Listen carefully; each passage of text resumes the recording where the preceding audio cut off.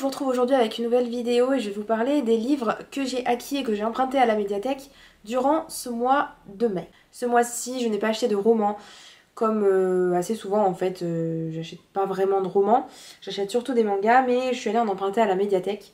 Donc j'en ai trois à vous présenter et après j'ai quelques mangas quand même, donc on va commencer avec les romans comme d'habitude. Donc j'ai Né à minuit Renaissance, le tome 2 Alliance de Sissi Hunter aux éditions Michel Lafon.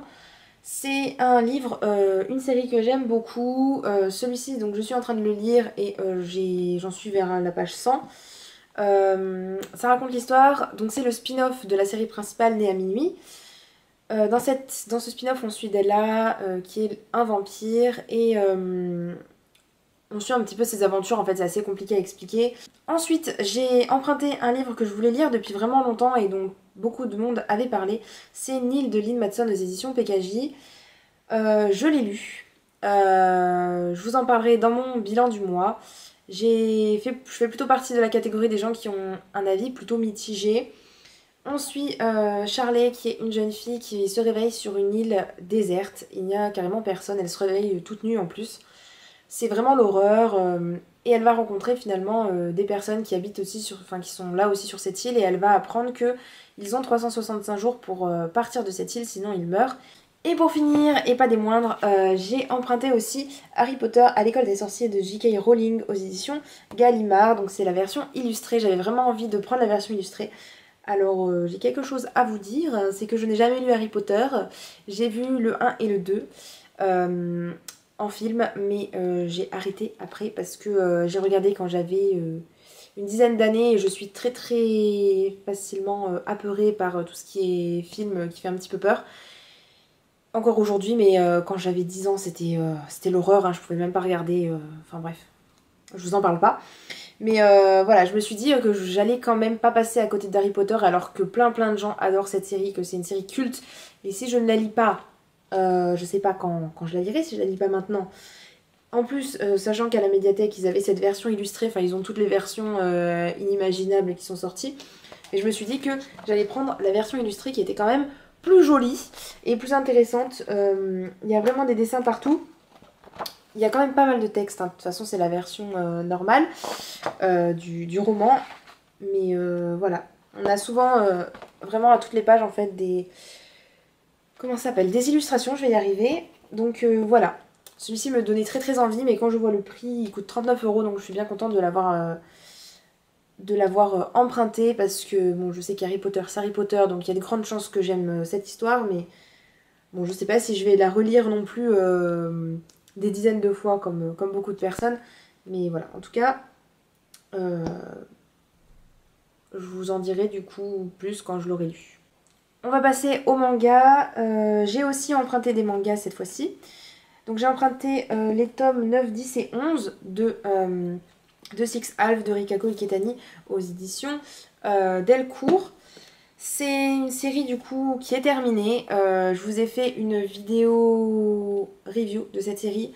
Donc allez la voir si ça vous intéresse. C'est une série finalement que j'ai plutôt bien appréciée dans l'ensemble, mais voilà, vous saurez tout dans mon bilan du mois et puis plus en détail dans la vidéo review si vous voulez aller voir. Donc voilà. Si vous ne savez pas de quoi ça parle, je vais vous raconter rapidement.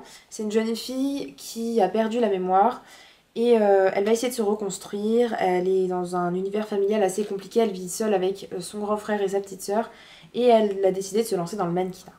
J'ai aussi emprunté le tome 7 de Ibi Chouchou et Delphi et Papillons de Sou Morishita aux éditions Panini Manga. Je l'ai lu celui-ci aussi, donc vous l'aurez dans mon bilan du mois. C'était tout mignon comme d'habitude, c'était sympa à lire.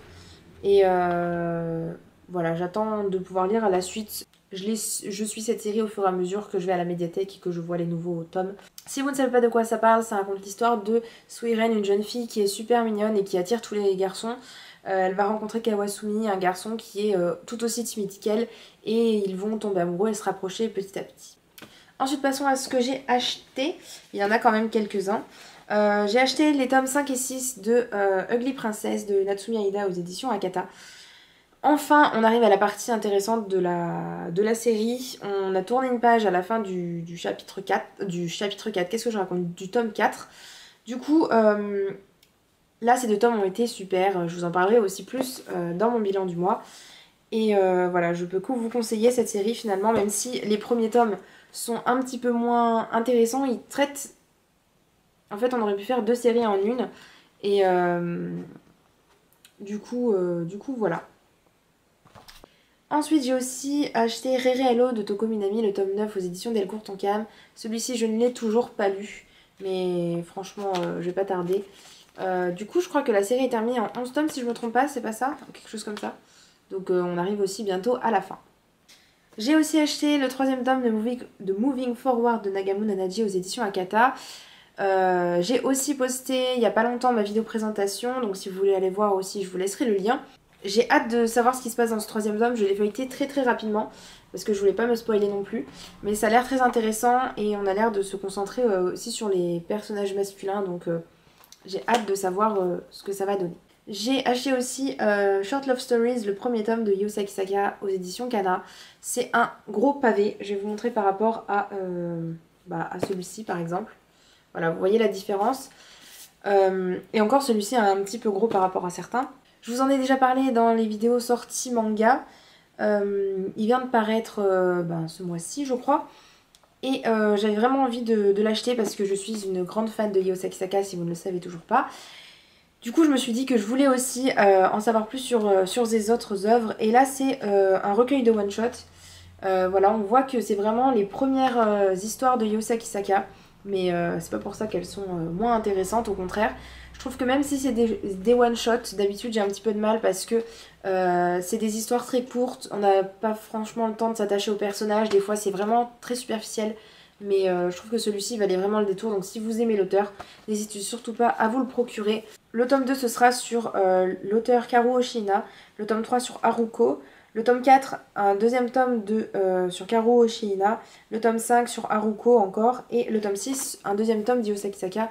Je pense que je prendrai uniquement ceux de Yosaki Saga, mais voilà, si ça vous intéresse, si les autres auteurs vous intéressent, voilà, je dis pourquoi pas. Moi en tout cas celui-ci m'a convaincue.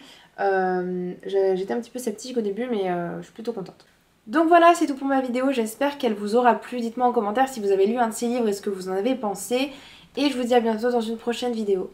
Ciao ciao!